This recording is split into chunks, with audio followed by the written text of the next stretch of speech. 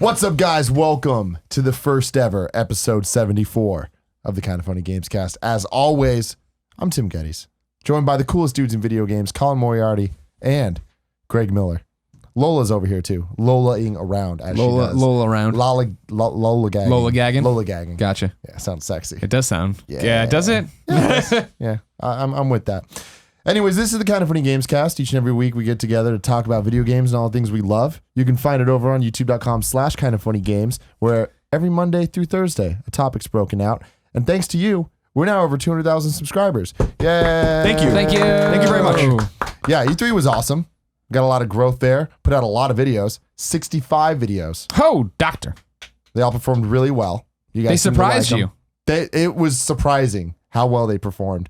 That was awesome. I hope you guys enjoyed that. If you did, please give us feedback. Let us know what you want more of or less of next year at E3. And for just conventions going forward like this. There's not too many things like E3, but there's Paris Games Week, Gamescom. Sure. I think I'd like to do the talking over the press conference bits. Oh, nice. Because people like that. They like that, yeah. And, you know, if something crazy happens like Crash Bandicoot, you know. You get that reaction. Remakes being announced. Then you get me freaking the fuck out. It was a really fun E3. It was really good. It was. Oh, my God. It was an excellent E3. Yeah. I was thinking about it last night. I couldn't sleep. I was just like, man, last week, E3 happened. It happened. And it was amazing. When we were driving out to the airport, we drove past the convention center and I just had that deep sigh, like, it's over. It happened so fast and it all went smoothly for the most part. It was great. No, it was great. I mean, I can't believe all the announcements, all the trailers, everything. I thought it was just like it revitalized E3 for me. I mean, I'm always in love with E3, but like this year I was just like, this shit ain't going nowhere. This shit's here to stay. I gotta say, with the talking over the press conference thing was the only thing I didn't like doing because I felt like I was being watching something else. Like I was in a focus group. I didn't like it because like I like to like take my notes. Yeah. Because people like look at like I have the same when I'm watching something or listening or paying attention to something. I have the same static look on my face and not sad or happy. I'm just I'm indifferent. I'm listening, and everyone's like, look at how sad or disappointed I'm just trying to listen to what they're saying to me. So you cracked a smile when I freaked out. No, I didn't. Unlike Greg, who just sat there stoic and then talked shit. Great. Immediately. Crash Bandicoots, man. Yeah, we can't wait for more. We can't wait to play those 3 games. They Let's aged very run well. the camera some more. I'm not even into it. I am interested just as a tangential kind of thing with the Crash remasters. They said from the ground up. I don't believe for a second that those games are being remade. I think a lot of people think that they're going to be given the Ratchet and Clank treatment. No, it's not. It's not. There's been a lot of rumblings, a lot of interviews going off here and there, like random little sources. He said from the ground up. That's a direct quote, but it's not. What they're doing is they're going in like they did with the Uncharted section, where it is being remade from the ground up, like game-wise, but it's not Ratchet and Clank. It is just a up-res. We'll probably get the widescreen. I'm hoping for an orchestrated soundtrack. Like how are they going to do? I wonder how they're even going to do widescreen. This is what I'm interested in, like how they can. I don't know if they're going to be able to do it. Yeah, it'll be interesting to see. No reason to. All you do is run straight at the camera the whole goddamn game. That's not. You're right. Sometimes the camera's behind you. And you run down a very small corridor and you jump and you get blown up. Right. You guys, you've convinced me that these aren't good games, but then I'm like, no, fuck, you guys are wrong. You guys are straight up wrong about this. Okay. I've been like, the internet is ablaze with excitement for these games, and when they come back, they're ablaze for the internet's very easy to please. No, it's not. Very easy to please with these big announcements in so many ways. Sure, and when they come out and they play them again, then you see the other side. No, these are fine. If all the classic platformers of the Super Nintendo Genesis era can stand up, like the Disney games and all the other floating games that are fucking awesome, this shit stands up too. Like, is it Mario? No, it's not Mario. No, of course it's not Mario. Yeah. No, but it's fucking awesome. But you have to be careful with what you ask for with these games too. With like, I was not always, but when Mega Man 9 was released, I thought to myself, like, why isn't this in widescreen? And then of course it changes the whole balance of the gameplay. Like the bullets stay on the screen longer, and so you can't fire quicker and stuff like that. So there's got to be reason. Like, and the game's rendered in a specific way. I don't know that they're going to be able to get those games into widescreen unless they zoom in or something. Which they're not going to be able to do either. So I think what you're going to get is up part comes in. I think you're going to get, but they're made within the frame of the. I don't know. The excitement about Crash Bandicoot. I never understood Crash Bandicoot, so I'm not going to pretend like I do now. A lot of people do. Well, clearly, all 3 of them. He had in 1998, 1999, he had a higher Q score than Mario, which was a significant thing back in the day. It still is significant, but way more significant back then. He had everyone knew who Crash Bandicoot was. So I was definitely in the minority on that. Those games sold huge, but I just feel like, to the point about new Crash Bandicoots, which you're never going to get unless this sells very well. So people should go support this shit. Their money down on these. This is exactly what I wanted. I've spoken about this many times now, but like I don't want a Crash 4 yet. I want these to come out. I want the remastered. The 3 good games. You want them revitalized. You want them back in public opinion. People care about them. Have people understand what makes Crash special, and then go forward and give us a new one then. Because, or else we're just going to get a new Crash and it's going to suck. We all know that would just suck. Yeah. So there was a great like documentary video essay that just came out. Look it up on YouTube. It's Crash Bandicoot, Decline of an Icon, I think it's called. It came out in the last week. And surprised you even watch it. Forgot his name. What do you mean? What? You just keep drinking the Crash Kool-Aid. Surprised you even watch this. No goddamn Crash Kool-Aid. The truth. It's awesome. It's like a 15-minute thing that kind of dissects what happened to Crash and why it went from good games to horrible games. Yeah. And really, really fascinating stuff. And I didn't realize how well the original Crash games sold. All three games, top 10 best-selling PlayStation 1 games. All 3 of them sold more than Final Fantasy 7. Mm-hmm. Bam. They were all deal. over 10 million copies sold, I think. Mm-hmm. Crash Bandicoot was huge. They turned those games around really quickly, too. And the other thing too, as they did back then. The other thing that this video reminded me, and as I played a little bit this weekend, I had to. I was jittery about the whole thing. Everyone's like, "Oh, Crash is this '90s relic and stuff." The marketing was a '90s relic. Crash himself is like a Looney Tune thing. He's like goofy and aloof and stuff. He's not like, I'm fucking rad and cool. Like, yeah, his like idol pose. He does the DX crash shop. DX thing. He's but wearing, besides that, he's wearing jorts. He's more just kind of like not knowing what's going on and like weird and kooky and wacky and like animated with all of his stuff. It's not like he's like this fucking too cool for school. That was Sonic in the Adventure days. Yeah, Adventure days for sure. Just reiterate that. Anyways, moving on to other great, successors to games. We all loved Mega Man, right? Let's talk about Mighty Number 9. Colin, what do you think about it? I think that it's not good. And I think that I think it was pretty obvious it wasn't going to be good for a while. Actually, I think we just kind of avoided the reality of the game for a while. I think that the first time I played it, which was years ago now, I knew that it wasn't going to be like this fantastic game. I remember the first time you played it, you came back and you said it isn't Mega Man. It's different. It's more action based. Yeah, it's not Mega Man, and that I think is a disappointing kind of thing. A friend of ours from Deep Silver, who's they obviously published the game, tweeted out today that he was disappointed with some people's reviews, which I understand. I mean, but saying that like people are docking the game for not being Mega Man or whatever, and I'm like, well, no offense, but the game was marketed and funded as a successor to Mega Man, so we do expect a Mega Man game. I mean, I don't know like how else to put that, and there's some features of the game that are Mega Man-esque, such as the non-linearity and you get the boss's weapons and stuff like that. But the game is just a soulless husk. It doesn't feel like anything. It doesn't look like anything. It looks cheap. It looks amateurish. Voice acting is fucking awful. The storytelling is silly. They had a chance to rectify what the technical limitations of the NES Mega Man games wouldn't allow them to do, which is to tell a cool story and have cool bosses, and which were and it's so weird that like these 8-bit Mega Man games just shit on this game, just shit on it. And from a graphical aesthetic, like Mega Man games have an identity, especially with like 2 and 3 and moving on from those games. Like they look like Mega Man games. They have a feel. They have enemy diversity. They have geographic diversity. It's this 2.5D graphics garbage that makes that really hurts Mighty Number 9, I think. And also I think that it's easy for the most part. There is one part of the game that we can talk about that's ridiculous, but it's easy. It's score based. It's all these kinds of things. So I don't. The more I play it, as I tweeted out yesterday, the more I play it, the more I don't like it.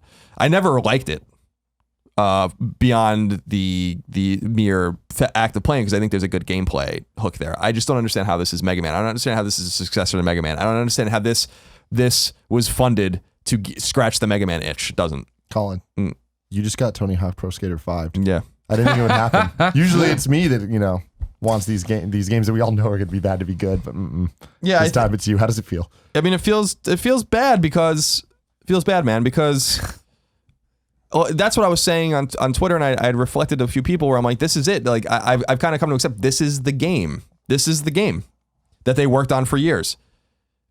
That I feel like could have been made as a fucking school project by some programmers and some animators at USC. Like, that's the thing, right? We see so many indie games at PAX that are doing Mega Man better than this does. Yeah. Or doing this kind of game, even if you want to take Mega Man out of the equation, doing this kind of game better. Like the more I look at it, I don't hate it, and I don't think it's bad. I just think it's so mediocre and so unremarkable that it's amazing that it came out of Innie Creates, which is a studio that makes fucking fantastic games, and that it came out of Inafune's mind, which is a man that designed, helped design Mega Man, designed all these robots and this gameplay, and helped produce some of the great Capcom franchises of the more recent years, like Onimusha and Dead Rising. Like, he's no slouch, and I don't understand how this game came out the way it did and the way it looks, and it makes me scared for these other 2.5D revivals like Iga's Ritual, Bloodstained Ritual of the Night. Although I think that game's going to be way better, and that game was playable, and people at E3 and people did like it. I didn't get a chance to play it. So I don't know. I just think that Mighty Number 9 is what it is it's a fucking huge disappointment, and it's just so, like I said, it's just unremarkable. It's just so bland and boring. I just don't care about it. I don't even care about it. Now that you've moved to acceptance, what does it mean for Inafune as a creator? What does this mean for Recore? What does this mean for that other game, the Red Storm or whatever, is it? Oh, Red Ash. Red Ash. So I don't know anything about that, like Red Ash or whatever. I saw Recore at E3, and I think it looks fine. I think it looks, again, very generic. I was going to say, does it look like Mighty Number 9 looked?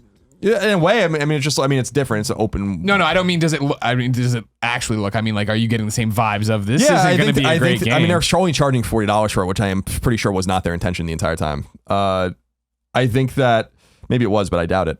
Recore looks fun, but it looks just generic. So you look at like Inafune's other games, like Soul Sacrifice, I think was fine. It was good. It's just like, where is the magic? That's the kind of the question I have. And a lot of people are asking, you've asked and it's brought up, like, does Inafune suffer for this? Yes. Like, you can't take away what he's done. And he's a great man. Like, I remarked when I was at E3 that it's so weird. He knows who I am. He comes up to me and shakes my hand and all these kinds of things. I love him. Like he's a nice man, and he's and he means well, and he's doing his best. But as a creator, like, we expected more from him. And I feel like this game being pitched as a Mega Man successor, or being pitched as some sort of Mega Man-esque, some sort of spiritual game like Mega Man, it's just not Mega Man. I don't see what in this, other than he pews out of an arm cannon and uses enemy attacks, is Mega Man. Like, the enemy attacks are fucking lame. Like the user interface is bad. I don't know. I just don't understand, like, how especially with Innie Creates, I don't understand how Innie Creates made this game. Innie Creates made Mega Man 9 and Mega Man 10. Those are fucking awesome. And they're indistinguishable from the old Mega Man games. Like, that's how good they are. Like, you would not be able, as I said before, I think on PS I Love You, if you mix those games up, with the exception of the first one, which definitely looks like the first one, but if you mix up 2, 3, 4, 5, 6, 9, and 10, and said to a person who just knows games but doesn't know Mega Man, or just doesn't know anything about games, find the two that were made in the 21st century, they wouldn't be able to do it. Yeah, like, that's how awesome those games are. And they make Gunvolt, which is a great new franchise, and they make Galgun, and they're working on Ritual of the Night and all these games, and then they make this turd. So the only thing you can point to being the problem is Inafune, you think? I feel like I mean, when you look at it, I mean, I don't know. It's just like, when you look at it with Concepts, which Inafune's company is Concept, like, Innie Creates has a great track record. Concept doesn't. So, like, at some point, you have to kind of call it out as what it is. I don't think Deep Silver did the game any favors, obviously, with its fucking awful trailer and its lack of messaging about what was going on with the game during its delays. I think they totally dropped the ball there too, and I think that's obvious to everyone.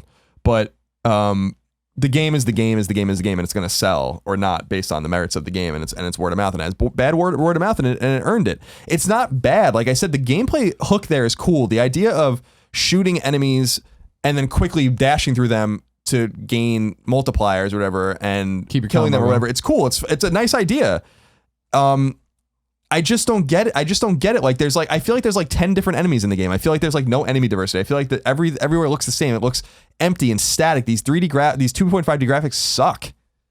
Yeah, like, and there are games that look beautiful in that aesthetic. I know that aesthetic is cheaper to make, and that's why they do it. That's why they don't do 2D, flat 2D with sprites and hand drawn things. Like, I understand all of that, but the game suffers as a result. And I know the game didn't raise enough money to be able to do that art. I know Ego said the same thing, and they raised way more money for Ritual of the Night. So I don't know. I'll be interested to see it's only now getting into people's hands as we record this, and I'm interested to see if people disagree with the critics, because the critical reception of the game is bad, and even Sonic's talking shit. Even Sonic's talking shit, which I thought was I thought Sonic's tweet was both the Sonic the Hedgehog tweet was both funny and in super bad taste. Yeah, especially because Sonic the Hedgehog categorically sucks. So like I don't know but that's what his social account is. That's like, all if you things. Follow him. Like, he has embraced that. He has embraced that. Yeah. Like so, I mean, it's just like I know that, but at the same time, it's like I don't know. It just seems a little tasteless to make for a developer or a studio to sanction making fun of anyone else, especially when you're Sonic. But that's my Lego Dimensions here too. Especially when you're Sega and you're falling off a fucking cliff. So and if it wasn't for Atlas, Sega's been falling off a cliff for so long though that's just their modus operandi at this point. That's all they know. That's their world. So I don't know. So to me, it's disappointing, and I'm sad for me, but I'm also really sad for people that were looking forward to this. There were a lot of people, there were millions of people really that seemed to be looking forward to this game, and when that Kickstarter went off, everyone who was in I mean, people. I don't know if your memories span that long, but like that was like the first real video game Kickstarter that came around where everybody's like, this could be the future. If a creator you want breaks away, they could go do this. Obviously Double Fine found their success, but I'm talking about somebody coming out and being like, fuck it, I'm gonna make a game, I'm gonna make the game I'm known for, and I'm gonna do it without anybody in my way. And everybody's like, yes, amazing, here you go. I was there in the room when he announced it at PAX during the panel, and I remember everybody lost their shit. And again, granted, when you're in a PAX panel, people get excited about stuff. But even the people with at IGN, like that was one of those things like, we need to do a conversation right now. Get this up. This is news. And then I remember that video it was the highest performing video of the entire show. Yeah. Which just shows the power of that type of announcement. Being the first among Kickstarters where now you can't get anyone to cover your Kickstarter with a 10-foot pole. Exactly. So if you could take a step back, if you weren't a Mega Man fan, do you think that this game holds up at all? No, because I just think it's unremarkable. Like, why would you play it? In other words, if you have no connection to Mega Man or Inafune or old Capcom games, of which were some of the best games ever made at the time, then why would you play this at all? Because it's just not fun. It's like not. The idea is that the gameplay is fun enough and fluid enough to play, but I asked the question why. Like, I'm even asking my question like why? Like, these characters suck.